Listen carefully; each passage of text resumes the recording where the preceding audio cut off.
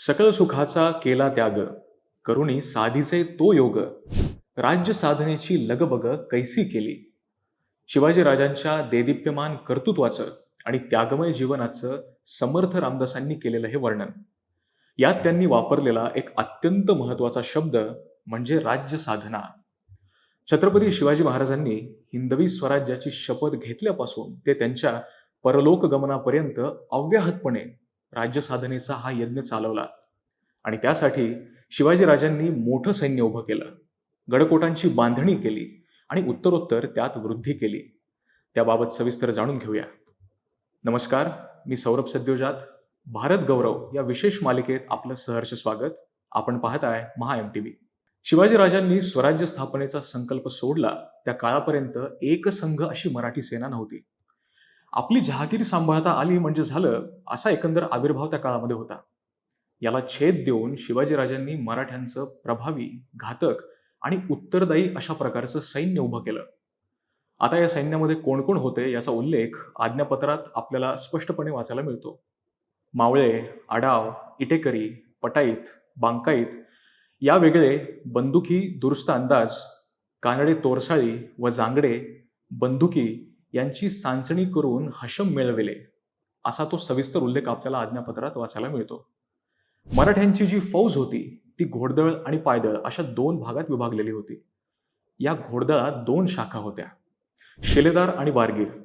बारगीरांना घोडा आणि शस्त्रे सरकार पुरवत असे, तर याच्या उलट शिलेदारांकडे स्वतःचा घोडा, शिबंदी आणि शस्त्रास्त्र असत. आज्ञापत्रात उल्लेख आहे 40,000 पागा व 60-70 हजार शिलेदार व 2 लक्ष पदाती. लक्षात घ्या, 4 परगण्यांची जहागीर, मुठभर मावळे इथपासून ते लक्षावधीचं अफाट सैन्य.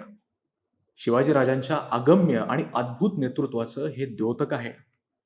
या सैन्याची काही वैशिष्ट्ये होती ती आपण जाणून घेऊया. पहिलं, महाराजांच्या सैन्यात सर्व जाती धर्माची माणसं होती आणि ती एका उद्देशाने लढत होती. त्यांचे मंत्री म्हणून काम करणाऱ्या व्यक्तींना सुद्धा महाराजांनी रणांगणात उतरवलंय. दुसरं, या सैन्यात कमालीची शिस्त होती. याचं एक महत्वाचं उदाहरण म्हणजे महाराजांची सुरतेची स्वारी. स्वारीतून जी काही लूट मिळायची ती सरकारात जमा करावी लागत असे. ती लपवली तर अर्थातच कडक शिक्षा असणार, हे काही वेगळं सांगण्याची गरज नाही. आणि तिसरं म्हणजे हे एक जबाबदार सैन्य होतं. बायका, पोरं, वृद्ध, ब्राह्मण आणि गाय यांना रीतसर वागवायची जबाबदारी होती त्यांच्यावर. यातली एक महत्वाची बाब म्हणजे सैनिकांची जी छावणी असे त्यात नाचगाणी करणं आणि त्याच्याकरिता नर्तकी आणणं म्हणजे मृत्यूदंडाला आमंत्रण देण्यासारखं होतं. स्वराज्याची बांधणी आणि संरक्षण यात सह्याद्रीची जी डोंगररांग आहे तिला अनन्यसाधारण महत्व आहे. ती स्वराज्यासाठी एक महत्वाची डिफेन्स वॉल आहे असं म्हटलं तर ते वावगं ठरणार नाही. शिवाजी राजांनी आपल्या दूरदृष्टीनं या भूगोलाचा अत्यंत शिताफीनं वापर करून घेतला. एक दिवस खासा आलमगीर, आलमगीर म्हणजे औरंगजेब, एक दिवस खासा आलमगीर दख्खनेत उतरेल तेव्हा मी माझा एक एक किल्ला त्याच्या विरुद्ध एक एक वर्ष लढवीन, असं शिवाजी महाराजांचं प्रसिद्ध वाक्य आहे. पुढे महाराज गेल्यानंतर संभाजीराजांच्या, ताराराणींच्या नेतृत्वात मराठ्यांनी किल्ल्यांच्या मदतीनं औरंगजेबाशी झुंज दिली आहे. त्याला अक्षरशः नामोहरम केलाय, त्याची लूट केली आहे आणि शेवटी महाराष्ट्राच्या मातीतच त्याचा शेवट झालाय. लक्षात घ्या, ही शिवाजी राजांची दूरदृष्टी आहे. अत्यंत सावध आणि प्रतिभाशाली सेनानी व्यक्तीचं हे वैशिष्ट्य आहे. रायगड किल्ला, त्याची राजधानी म्हणून निवड, त्याची बांधणी, सुरक्षा आणि त्यामागील सामरिक विचार हा तर अभ्यासाचा एक वेगळा विषयच आहे, यात दुमत नाही. शिवाजी राजांचा स्वराज्य विस्तार, त्यातील नियोजन, लष्करी शक्तीचा सुयोग्य वापर आणि इतर व्यवस्थापन याबाबत आज्ञापत्रात त्रोटक परंतु सखोल अशी माहिती आहे. स्वराज्याचा विस्तार आणि शिवाजी राजांची यशकीर्ती या आज्ञापत्रातून दरवळते. स्वराज्याचा विस्तार आणि त्यातली अफाट अशी शक्ती दिसून येते.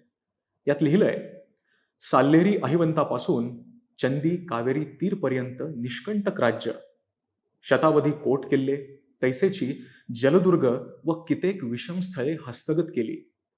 40,000 पागा व 60-70 हजार शिलेदार व 2 लक्ष पदाती, कोट्यवधी खजाना, तैसेच उत्तम जवाहीर सकळ वस्तुजात संपादिले. 96 कुळीचे मराठ्यांचा उद्धार केला. सिंहासनारूढ होऊन छत्र धरून छत्रपती म्हणविले. देशदुर्गादी सैन्याचे बंद नवेच निर्माण करून एकरूप अव्याहत शासन चालविले.